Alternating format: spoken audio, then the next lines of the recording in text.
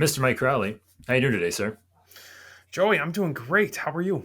Mike, I'm doing all right. I want to know this before we go too far. When should you have to stop trying to make a sale? When should you stop trying to have to make a sale? Man, that's a question out of nowhere here, Joey. Well, yeah, you got to start. You got to start strong, right? I I stopped trying a long time ago to make a sale. To be honest with you, if you should never actually have to try. And in my opinion, if you're doing what we are licensed to do, you're going to sell whether you're trying or not. That's a key. I was a few minutes late to this conversation because I was on a call with somebody who literally has 7 quotes from 7 different agents trying to open a business, and they have no education, no advice, no nothing but documents and numbers and prices. Without even trying, I can make the sale just based off of the fact that I'm going to help the person what's best for them. And it's just part of nature. You're trying to help people in this industry, and you don't need to try to sell something to somebody.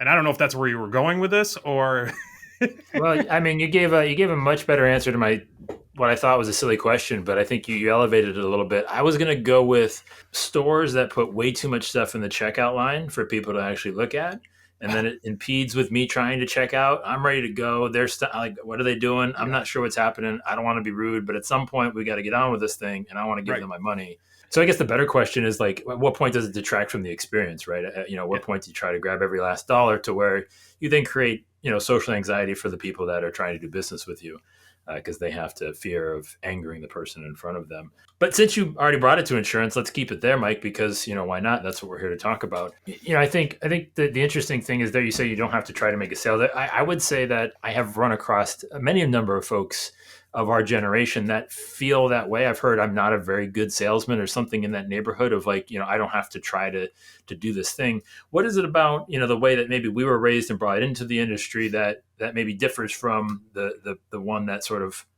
ushered us in the first place? You brought up something about the grocery store checkout, about the experience. I think the world has changed enough where people are lacking in everyday, things a good experience. There's way too many people that, hey, I'm under the checkout, I want to do this. And I think for us, especially the way that, we initially were brought into the industry, family based, just like you initially, you just learn to take care of people, and you're not learning to sell something. We would have been used car salesmen if we were really good at selling something. And this just kind of fits the fact that, no, we're here to educate you and help you. And I think that the more that you focus on, the education part and the experience part, and putting the two of those together, is where you really see, the magic happen of how easy this business can be. And I think that's just where we've kind of brought into it, because that was the way our agencies and our families were set up. But the more people are struggling to have that human interaction, the more that customer craves somebody that actually cares about them. When did the light bulb click for you in terms of, like you said, creating an experience where putting the education at the center? I don't want to like dismiss and say that insurance agents before 2002 didn't educate people, but I mean, at some point there became a different level of education, a different means of communicating that information. At what point did that sort of click for you in terms of saying I can really make a difference here in a way that I didn't think I could before? And was there a moment, and if there was, kind of maybe describe it in excessive detail in terms of like your thoughts and experiences? I think at the time technology came in at full force, where it's giving the consumer options with everything, is when the need to adjust your experience changed. And the experience is going to be different for you than it is going to be different for the next person. So, how can you meet everybody's way of satisfaction, right? I want to meet somebody over here. Well, maybe I need to meet him on YouTube versus the person that needs to come sit face to face, or the person that needs to come here. So, if you started to try and figure that out, I would say between 5 and 6 7 years ago, it was a huge need of saying, okay, technology's been around for a while, people are starting to figure out how to do things on their own, but then they're struggling when there's a problem, and they're losing the opportunity to talk to somebody. So when technology met the need of still that human interaction and not being able to justify and figure that out, I think that's when it was like, all right, what can we do to make sure people realize that, we're here to meet them where they want to be met, and always still be there on the back end for, the struggles that they might, encounter. Well, you said something I thought was interesting of people wanting to do things on their own. And do you think that we really truly understand what that means in insurance yet, or even begun to scratch the surface? Because for a long time it was treated as like this negative, like almost like unheard of sort of activity. What is your outlook on that? And is there ways that we can continue to push that? At what points do you maybe think are untapped, or were you excited at sort of playing with that idea? I think you can see that when the insure techs are starting to fail. The insure techs that didn't want an independent agent around, and they wanted to, squish us like a bug, and are begging us to represent their products, right? To me, it's because they don't know how to incorporate that human interaction in that relationship, because each person in each situation is so different. Today, I might really crave the need to do something myself to make it very easy, but tomorrow I have a different problem that needs to have that conversation. So how can, or who can meet me on both of them? Who can give me the tools that's needed to, service my, simple need today that I want to do, and I don't want to wait on hold, or I don't want to call anybody. I just want to be able to send this in and it's done. Versus, hey, now I have a problem and I can't figure it out myself. Where do I go? I don't even know where to start. And I need somebody to have a conversation with. And now, even for us, we can't even have conversations with, some of the people that we need to then talk to, because, there's long, hold times. You're talking to, a chat bot that's really not a person. A service center went, overseas, and now you can't get somebody that, understands what you're talking about. And all those kind of things can fit. And it's like, all right, for us, from the client facing, service portal type thing that we, provide, no matter how we provide it, how can we help solve that person? To me, I mean, that's the key. That's the key of where this is going to go. And that's what gets me excited, trying to find new ways to help people, because each interaction is so custom. You got to deliver the tools that helps people, right? And maybe that person doesn't want to watch that video on the how-tos, but they have no problem doing something different and having that tool available. It's sort of talking about the dynamic range of potential like responses and inquiries, and just different touch points along the process. What does that look like? I mean, you said tools, right? So I guess I got to ask, like, what's in the agency toolbox today? What's working? What's not? Where do you think there is something that can really help other agents that are sort of at this crossroads too? I think the key there is having a toolbox. It really doesn't matter what's in the toolbox, as long as there's different things in the toolbox. And I'll give an example. So we love video. We have done a lot of video. We have a lot of video, that's open to the public on YouTube, but on our website, but we also have a lot of video that is internal type stuff. I've used different videos as a way to speed up a conversation if it helps answer a customer's question. In maybe the old days, you'd get on the phone and have a 20-minute conversation re-explaining something. But when you already have the answer in a very 2.5 minute video, it's so much easier to just send it here, watch this on YouTube, and here's the video, or go to this page on our website to understand what coverage I'm really talking about here. And if that doesn't answer your question, we'll be glad to help you, but you're saving time in all these different aspects. It's like you're building that tool once, you're putting it in your toolbox, and you just know it's there for that future use. We have some tools, we need more, we're testing different stuff, but it's more of the fact that we were able to find some things to put in there, customer texting to add a vehicle to our office. And we ask, okay, based on the year of the vehicle, this is something that they may not want full, comp and collision coverage on it. They may only want comprehensive coverage. They may only want liability coverage. So let's ask that question to them. And then you get that question back. Well, what's the difference between, comprehensive and collision? And boom, there's a YouTube video that, just speaks it, but it's us talking about it. Little tools like that, that's saving time every which way you're going. It's just making the process a little bit more, efficient. That commercial customer that, struggles with the annual audit, how to fill out this form because they forgot from last year, or there's a new person handling it. Oh, you got that video that's, on your back end of your site that you can say, hey, for XYZ insurance company, this is how you fill out the form. And it's somebody walking through somebody doing it. So you're not sitting there with, the 10 customers that struggle with this. You just send out a video once. So I got two questions from that. I want to get back to what you want to add to the toolbox, or sort of what you're maybe have your eye on in terms of like what's coming in next. But I got to ask this question because I can kind of hear people just screaming in the back of my head, like like, but Mike, like you can't send a link to somebody and like they're not going to be satisfied with that response. Like you're not giving them the level of service that they demand of you. Right. And then sort of two, like at what point did you realize?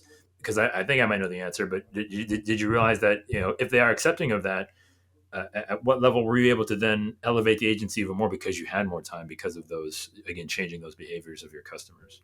So the first part, is somebody going to be satisfied with this, right? And that was a crossroads that I had to go through. But you got to set the expectation with yourself to say, am I doing and providing the value that my agency is set out to do, and that I'm setting out to do as the insurance professional that they've technically hired or bought insurance from? To me, you're doing it, tenfold. You've known me for a long time, and I've been a big component for video proposals for new customers. I just got off a call with somebody that just did one, and they're like, man, I've seen a whole bunch of quotes and nobody else has ever done that. And I'm like, well, I've been doing it for years and talking about it for years. It doesn't mean anybody's ever going to pick it up. You got to meet the customer and you got to reset your own expectations for them. And I think that's the key to that. So if they're not happy with a link because they don't watch a link, or they don't watch it, want to watch a video, they want you to answer the question. You're going to know that with your relationship with that person, so that you're able to figure that out. And I'm not sending that link to that specific customer because they don't check their email or they don't, do something else. So I think knowing your customer and having that relationship to start will just help that service along the road, and know who's there to help it. What was the second part of that question? I've gone on. Yeah, well, I mean, yeah, second part was just sort of, in terms of what are you looking to add to the toolbox, right? You're starting to see sort of areas that need improvement, or there's gaps or whatever. Maybe customers' expectations aren't being met somewhere. What's on your radar to sort of now start welcoming into the fold, adding new things and making it even better? I think the constant building and changing, and it's funny. I make lists of all these things I want to do and add in. And then if I don't get to it all within that, year's goal or a couple years goal, I look back and I'm like, yeah, that's still good, but I would have changed it 3 times since then because something else has helped or improved something. So constantly wanting to improve on that, I think is the key. Adding more detailed and processes and like cheat sheets or links, or the ability to do things in different ways. Okay, we can text this from here, but we need to email this from here, and we got a template for here. So a lot of internal stuff is key in building that. One tool we're adding this year, we wanted to add it last year, but New York, is kind of funky with some of the stuff they do. Shocker to anybody that's listening. Is Glove Box for our personal lines customers. Been on my radar for a while, but it's definitely where I want to have as a tool for the customers that want that tool. We've never been somebody that pushed insurance carriers mobile app or platform or anything along those lines, because one, I don't want my clients to have to try and service something on their own that they don't understand. And now I'd like the ability to kind of handle some of that on my own and have that back end control. I'm a little control freak when it comes to some of that stuff. I don't have faith that, they send something into the insurance company, it's going to get done, because, we send stuff to the insurance company, doesn't get done. So, why is it going to work from the insurance carrier or the insurance customer's side? So that's probably the big tool that we're going to add in, but it's always fine tuning the internal stuff. I constantly am making, notes and, making changes to our internal processes, and to be able to make my staff's life easier, to have that situation pop up and they have that quick link to a video to send to somebody while they're on the phone with them. Hey, we just sent you a text with a link to this, that's going to help you do that, and having all that kind of stuff at their fingertips is kind of my goal is to kind of just keep changing. Yeah, and I think the thing that's interesting there is like I've heard a lot of this too, and I'm sure you have as well. Is there's this constant need to want to see what's next, but at the same time there's a little bit of fatigue around, like you said, trying to keep up with certain things. And like you said, if I would have done this thing, I would have changed it 3 times. At what point? How do you sort of draw the line and staying focused? I know I've heard from tons of agents where it is a challenge, but is there something? Is there like a little litmus test that you use, or sort of like a qualifier to sort of back away from something maybe at some point to say, I think we're good right now. This is something we can do 12 months, whatever the number is, to sort of pace yourself. I think the trigger is this going to solve an internal problem first? And I look at that because, my staff wears a bunch of different hats. I wear, way too many. And we sit there and say, okay, how can we make our time more efficient internally that can help benefit potentially a customer? I'm sure every customer would love to grab us on the phone for 20 minutes or pop in the office and talk for, a half hour about something that we can answer in a 30-second text message that is like customized to answer that question. The thing is, how can we set ourselves up for success that's only going to help improve the experience? So I look at it two ways. Is this going to improve the customer's experience? Is this going to make my staff or myself's job easier internally? Are we going to save time? Is it going to be more efficient? Is it going to be easier for the customer to understand versus doing it, the old way? If it answers to both of those things, I look at it. If it doesn't, I push it to the side and say maybe later. Yeah, that makes sense. And it's interesting that you take the internal approach first. How has the morale been around the office then, when sort of that focus is taken to making everybody's lives a little bit easier there? Again, because oftentimes we associate change in the insurance industry with resistance, and like, I'm not doing that. Like, I've done it this way for years. Was there any sort of tricks to get the agency into that sort of flywheel of momentum? Yeah, the biggest is to focus on, is this going to help internally versus just trying different things, because that's where and how I learned in the past. So like, where I'd look at it and be like, "Ooh, this seems great," and then all of a sudden I'm the only one figuring it out or using it, and nobody else is implementing it because it really doesn't fit their or solve their problem. It's like the potential shiny object to the customer over here. But one, I got to get the customers to adapt to it. Two, I got to get the staff to adapt to it. And it doesn't seem like either of them really care to right now. So just because it looks cool from my perspective, this isn't worth it. And that's kind of why I changed my thinking, is because I failed too much, throughout, trying to implement these different things, and them not work, or me getting frustrated the fact that this is, I'm paying for this, or I'm putting time into this, I want you to try it, and then it's not being done. That's on me from not, setting my team up to succeed, and then setting the customers up to succeed with it. Of everything that we've talked about, is there a decision that you made or didn't make that you think stands head and shoulders above everything else, that just no matter what, like, this is something that I can look back on and say, boy, this was exponentially outperformed my expectations, and if I had to do it again, I wish I would have done it sooner. Again, whether it's on not doing something, doing something, what is the most impactful thing you think in the last insert amount of time that sort of has changed the course of the agency? I think it was actually just getting myself on video early on, being an early adapter of that. Getting into video proposals, right from the start of when video proposals came out and, started being talked about, 4 to 5 years ago. I went on YouTube when only, you and Ryan Hanley would do YouTube, across the whole country, and then listen to enough of that for a while. You got comfortable with it. And I think those are the two, because where everybody else is now trying to do certain things, I've, developed a comfort level way past what everybody else has, which is helping make everything else easier. It's helping me help and train the staff better for them to want to be able to do it versus us trying to figure this stuff out. So that's the one that's been, the best for the agency. We've definitely received, way more bang for our buck from the time and effort and money that we've put into those things, for, implementing when we did. Outside of that, no, there's not really anything that I really wish I did, because I tried too many things that didn't succeed, and it wasn't because, there wasn't a need for it, but it didn't fit the current makeup of the agency. And so it would be great if this worked really well and I was able to do this and this, but if it's not fitting the flow, if it's not fitting the current, staffing model, or fitting with the way our customers want to do business, all it is a waste of money. Yeah, I still have those lists of things that I'd really like to do, but again, it's not hurting our agency by any means, and we're doing just fine without them. All right, Mike, I got three more questions for you. Okay. And the first one is, what's one thing you hope you never forget?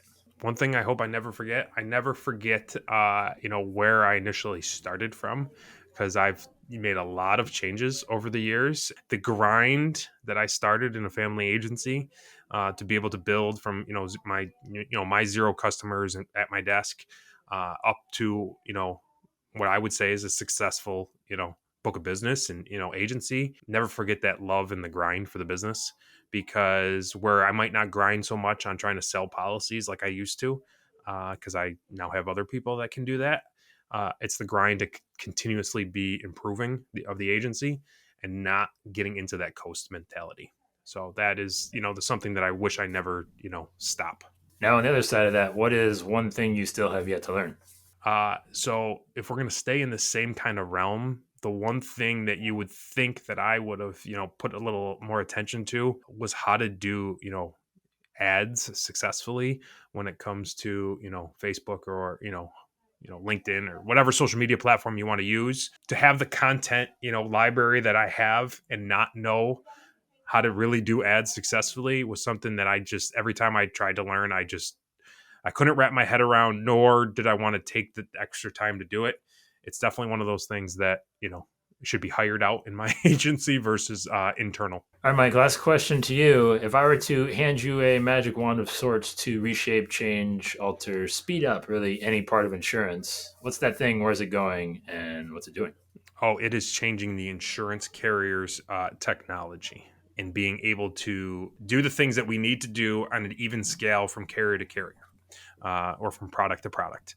There is way too many. Well, we got to do it this way for this carrier, and then this carrier, we got to do it for this way, and this doesn't do this, or this doesn't download, or this, one of the main benefits of being an independent agent is having the variety of carriers. And being able to help people. But when we have to have, a 37-page document how to train on individual carriers on how to do every little thing because it's different and it doesn't work from system to system, it causes more frustration than you wouldn't believe. If everybody got onto the same, think about how like a comparative rater initially came out and you were able to put information in and oh my gosh, you got, sample quotes from, X number of companies. Imagine if everything could work just seamless like that, where everything is in one system and can be able to move. That would be, fantastic. Mike, this has been fantastic, and I'm leaving right there. Awesome. Well, thanks for having me.